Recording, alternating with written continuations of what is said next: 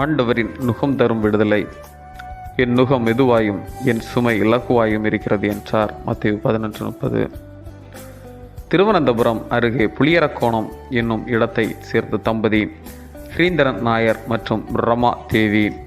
இவர்களுக்கு மனு என்னும் மகனும் மீனு என்ற மகளும் உள்ளனர். பிறவிலேயே இடுப்புக்கு கீழ் எவ்வித உணர்ச்சிகளும் இல்லாதவராக இருந்தாள் மீனு. தற்போது 23 வயது மீனுவுக்கு. அன்றாட பணியை செய்வதற்கு கூட ஒரு துணை வேண்டும் என்ற நிலை. சிறு வயது முதல் தங்கை மீது அதிக பாசம் வைத்திருந்தார் அண்ணன் மனு. எங்கு சென்றாலும் தங்கையை இடுப்பில் தூக்கி சுமந்து கொண்டுதான் செல்வார். இந்நிலையில் மனுவுக்கு திருமணம் நிச்சயிக்கப்பட்டது. தங்கையின் வற்புறுத்துதலை அடுத்து இந்த திருமண ஒழுங்குகள் செய்யப்பட்டது.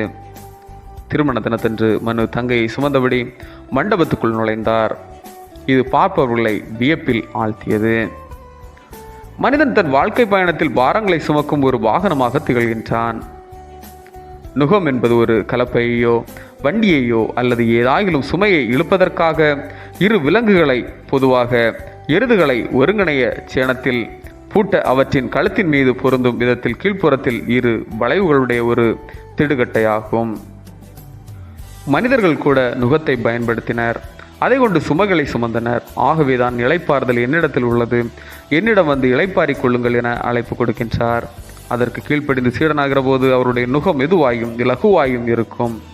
அந்த நுகம் விடுதலை வாழ்வை நமக்கு அளிக்கும். நாம் சுமந்து கொண்டிருக்கும் வாழ்க்கை சுமை சகிக்க முடியாததாய் ஆகிவிடுகிறது. ஏனெனில் நமது கவலைகள் நம்மை அழுத்தி செயலாக்கத்தை இழக்கச் செய்யும். ஆகவே 1 பேதுரு 5:7 குறிப்பிட்டுள்ளபடியே நமது பாரங்களை ஆண்டவரிடம் வைத்து விடுவோம். அவரே நம்முடைய நுகங்களை அவருக்குள் ஏற்றுக்கொண்டார் எனும் ஆழமிகு விசுவாச உறுதியில் இளைப்பாறுதலை சொந்தமாக்கிக் கொள்வோம். செபம்.